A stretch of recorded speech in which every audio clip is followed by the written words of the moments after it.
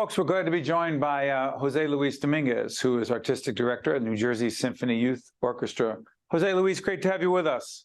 Thank you, Steve. Thank you for having me. Tell everyone what the orchestra is while we put up the website so folks can find out more. Absolutely. The New Jersey Symphony Youth Orchestra is a wonderful program that actually includes young players from lower school, middle school, up to high school. We have seniors as well. So there's normally 4 to 5 different ensembles. The older players, high schoolers normally play in the Academy Orchestra, which is the orchestra that I conduct normally. And they are a full orchestra, winds, brass, percussion, and all of it. So it's the more advanced, more experienced group.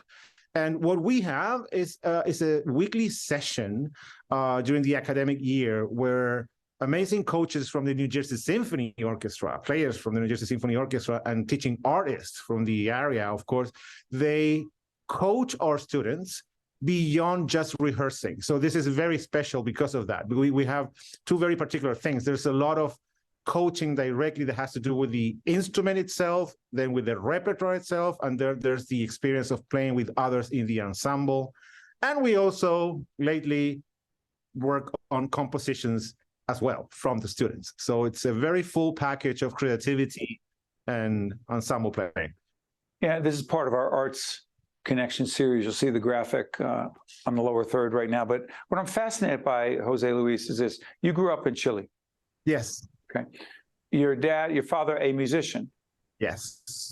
You fell in love with music when?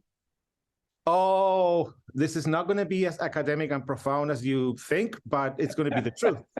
So I was about 7 years old, and I was already being trained by my father at home. We had a piano. My father is a wonderful teacher. He's retired now, but he taught all his life, and he was also a conductor, a bassoonist. So he taught me since I have memories. I mean, really all the time. I was trained in music at home. But the day I said I want to do this was around 1978. Oh, I just said how old I am. Anyway, so I was like about 7 or 8 years old.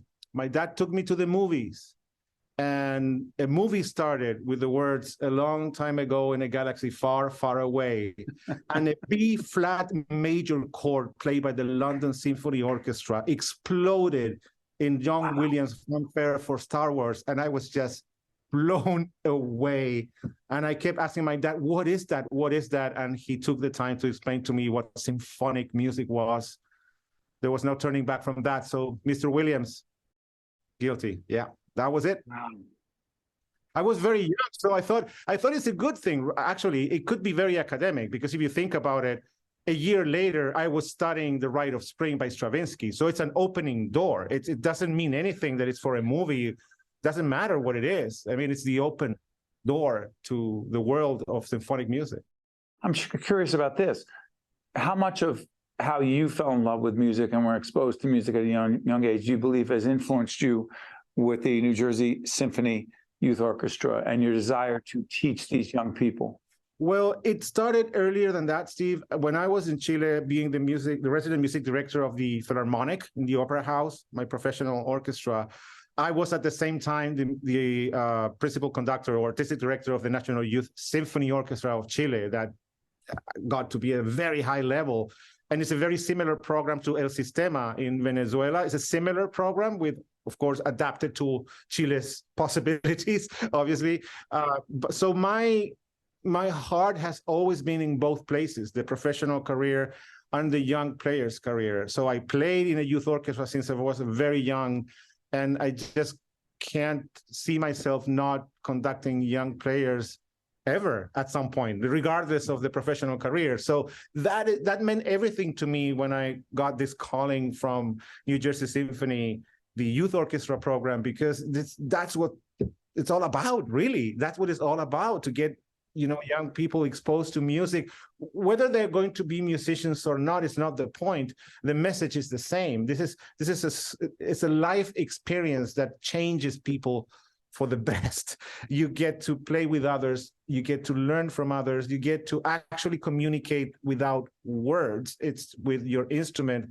And you learn a lot of social skills. There's a discipline to it, though in the New Jersey Symphony Academy, we're all very, very drawn to be disciplined, but very kind. Kindness is our thing. We are kind to each other.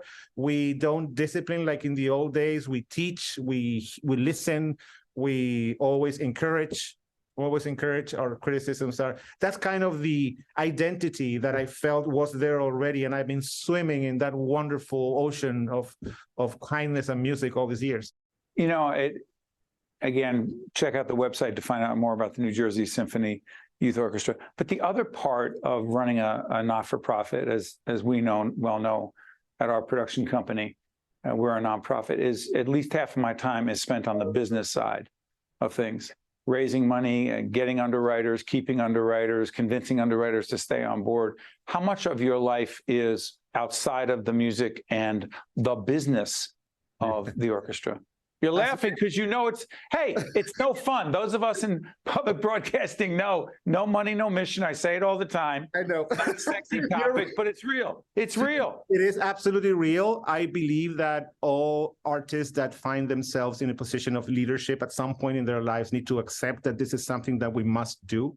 And I've been very blessed, very lucky that I've always surrounded myself or been surrounded by amazing people of many different, with many different talents. And so there is a department, there is a staff in the New Jersey Academy of Youth, in the Youth Orchestra program that really, really take care of every possible angle that you can imagine. And sometimes I have to get into that as well. That's right. And speak to people the way I just spoke to you. So far has worked for me. Just, your passion comes through. Hey, Yeah, I'm sorry for cutting you off, but I want to give you a chance to plug some upcoming shows.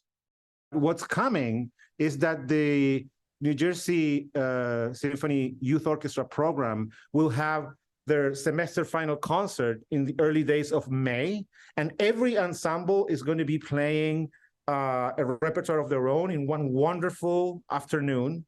And the Academy Orchestra that I conduct, the high schoolers, will be playing not only pieces by Tchaikovsky, movement of the Fifth Symphony, right, but which is very, very difficult, a very high standard of repertoire, but we are also going to be playing a world premiere. And please go to the website and check out these dates, because we're going to be playing a piece composed, orchestrated by one of our own students, which is the result of our creative approach. During the pandemic, during our lockdowns, we created all this thing, and now we're making it happen in front of everybody.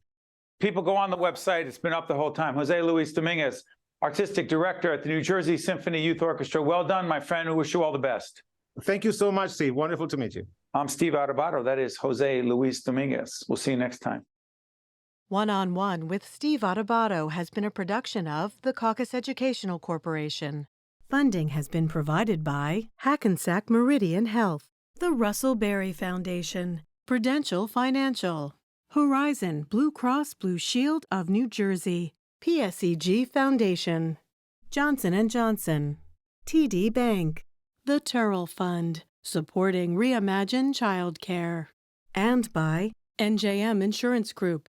Promotional support provided by NJ.com, and by the New Jersey Business and Industry Association. At the Turrell Fund, we know childcare creates transformative early learning experiences for young children and helps families succeed. Childcare is essential for the economy, driving financial growth and sustainability across all sectors. The Turrell Fund envisions a New Jersey in which every infant and toddler has access to high-quality, affordable childcare in order to grow, develop, and thrive. Our children are our future. For more information, visit turrellfund.org.